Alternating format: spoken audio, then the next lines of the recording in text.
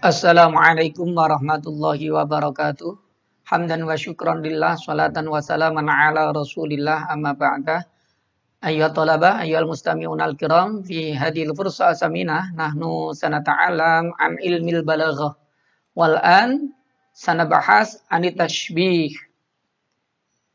Wa fi hadil fursa asaminah, sanabahas an ta'rifit tashbih, wa arkanit tashbih, wa anwa'it tashbih, wa tashbih al-baligh, wa tashbih at-tamtsili.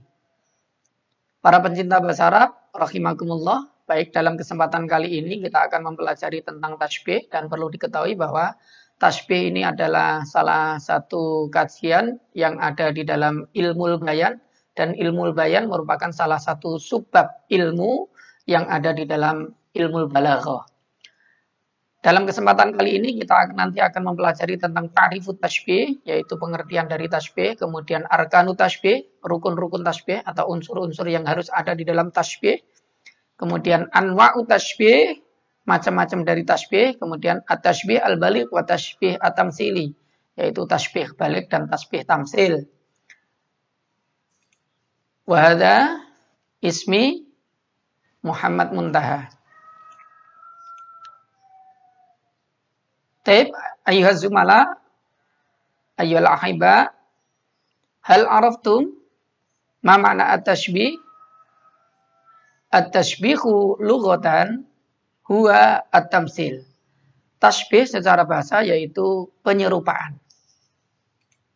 Wa tashbihu istilahan huwa bayanu anna syai'an aw asya'a syarakat ghairaha fi sifatin aw akthar bi'adatin hiya al-kafu au nahwuha malfudatan au malhudatan. Yang dinamakan tashbih secara istilah yaitu menjelaskan bahwa sesuatu itu memiliki kesamaan dengan yang lainnya dalam satu sifat, atau penyerupaan sesuatu dengan yang lainnya karena adanya kesamaan satu sifat atau lebih dengan alat penyerupaan berupa huruf kaf atau yang lainnya, baik itu secara tersirat maupun secara tersurat, baik dilafatkan maupun tersirat. Di intinya yang dinamakan tasbih adalah menyerupakan antara dua hal atau lebih karena ada kesamaan satu sifat atau lebih dengan salah satu adat tashbih. Suma ungdur ila hadzal misli, perhatikan contoh ini. Anta kal asati fis syaja'ati. Kamu bagaikan macan atau harimau dalam keberaniannya. Jika kita perhatikan contoh ini adalah bentuk dari tashbih. Yang pertama, lafadz anta ini merupakan musyabbah atau sesuatu yang diserupakan. Kemudian kaf ini adalah adatut tashbih atau alat untuk menyerupakan. Kemudian al-asad di sini adalah al-musyabbah bih, sesuatu yang digunakan untuk menyerupakan. Kemudian fi syaja'ati ini adalah wajhus syibih, titik keserupaan.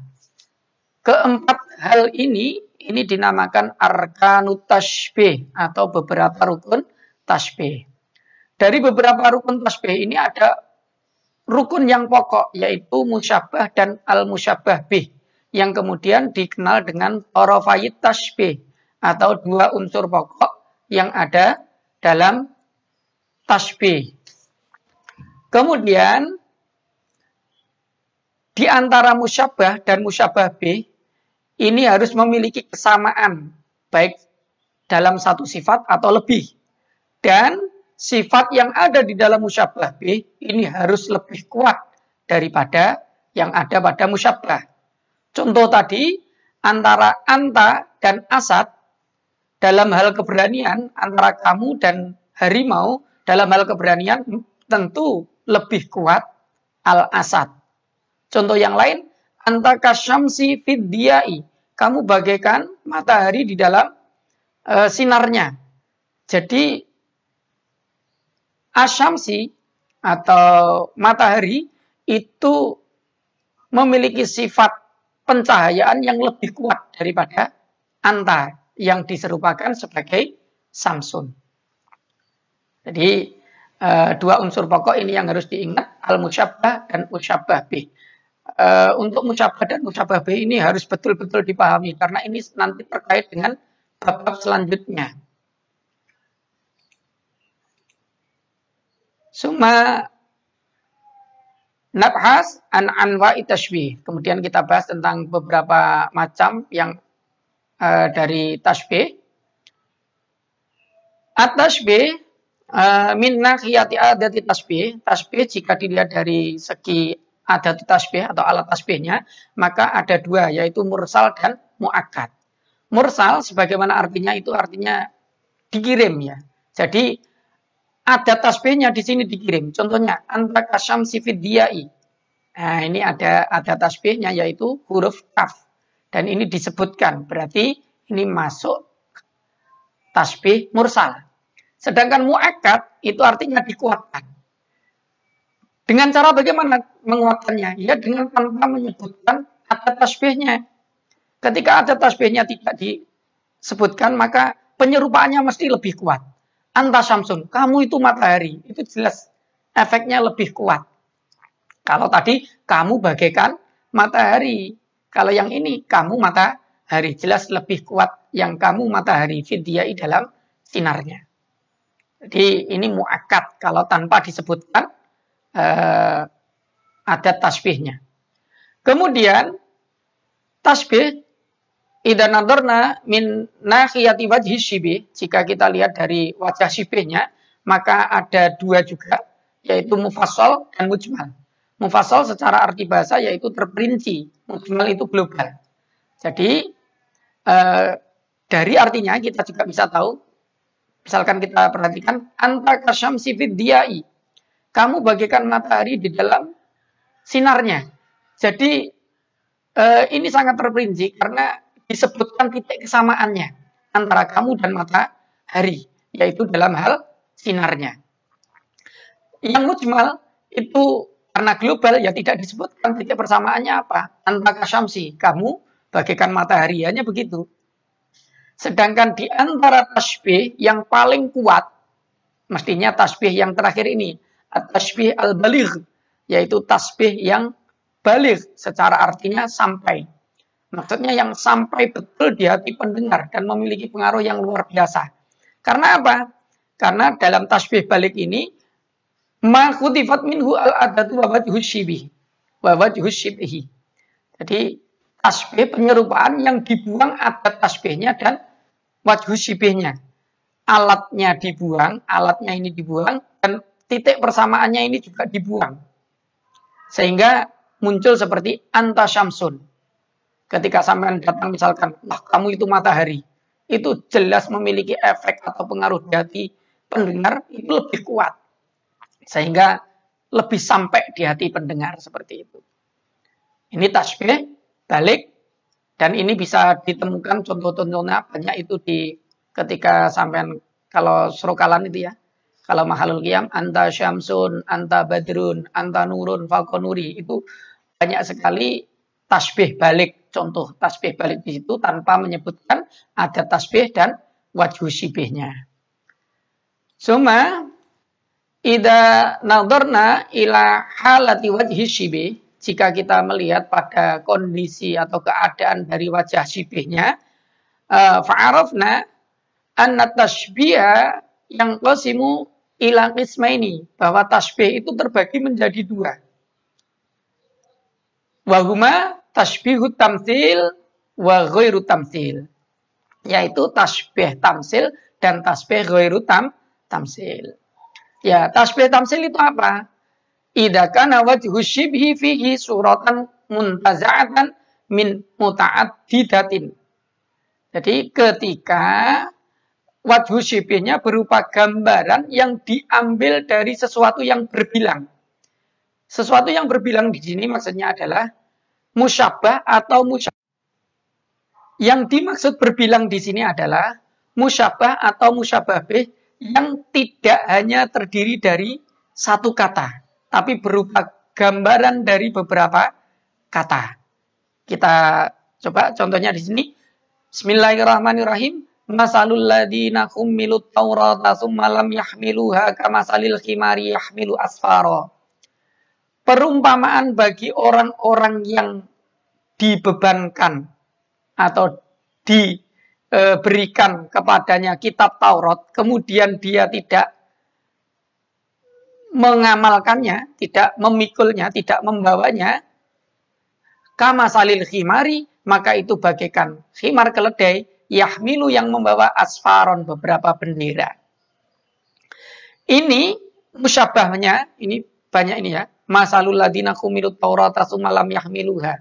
Jadi ini berupa gambaran dari orang-orang yang mendapatkan kitab Taurat, kemudian dia tidak mau memahami dan mengamalkannya.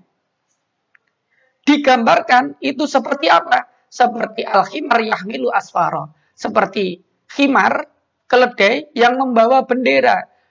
Keledai yang membawa sesuatu yang bermanfaat, tapi tidak bisa memanfaatkan apa yang ia bawa. Itu bagi, kalau ini lebih detail apa, dipikir lebih jauh lagi, misalkan orang yang diberi kitab Al-Quran, kita sebagai umat Islam, diberi kitab Al-Quran, kemudian tidak mau mempelajarinya, tidak mau membacanya, tidak mau mendalaminya, tidak mau mengamalkannya, itu bagaikan keledai yang membawa sesuatu yang bermanfaat, tapi tidak bisa memanfaatkan dari sesuatu yang ia bawa.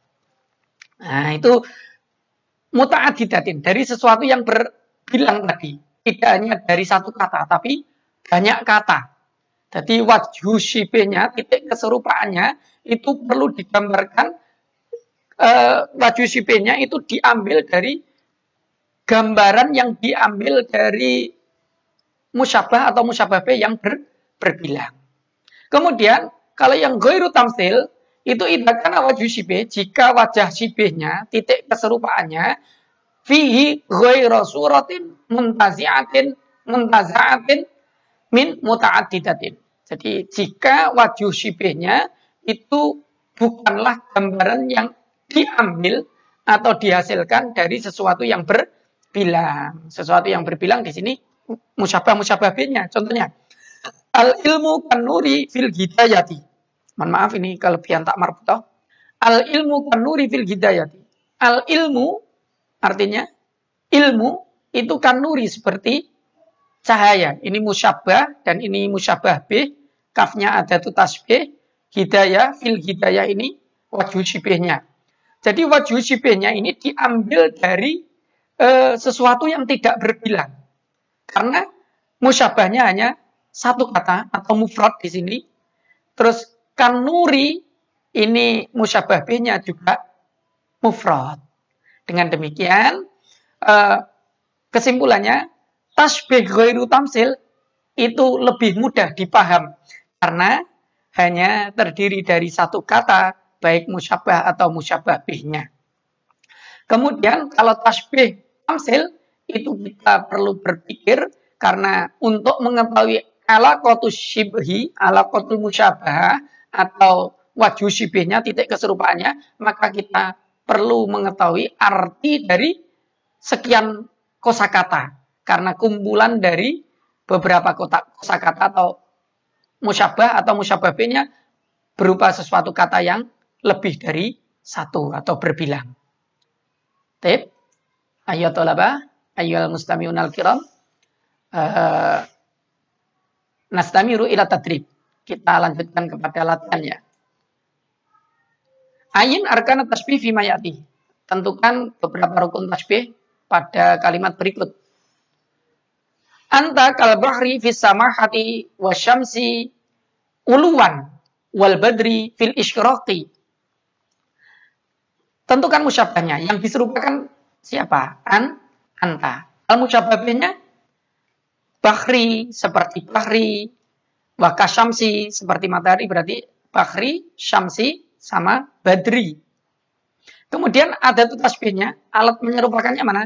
Ka, ini ya. anta kal bahri. Kemudian wajhu syibih titik keserupaannya mana? Fis samahati, uluan atau fil ulwi, terus fil isyraqi. Ini ada 3. Musyabah bihnya ada 3, musyabahnya ada 1, ada tasbihnya ada 1, wajhu syibihnya ada 3. Semoga dengan latihan ini menambah kepahaman kita terhadap at-tashbih.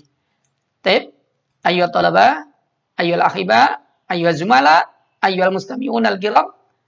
Syukran katsiran ala husni ihtimamikum. Wallahu waliyut taufiq wa ahsanut thariq.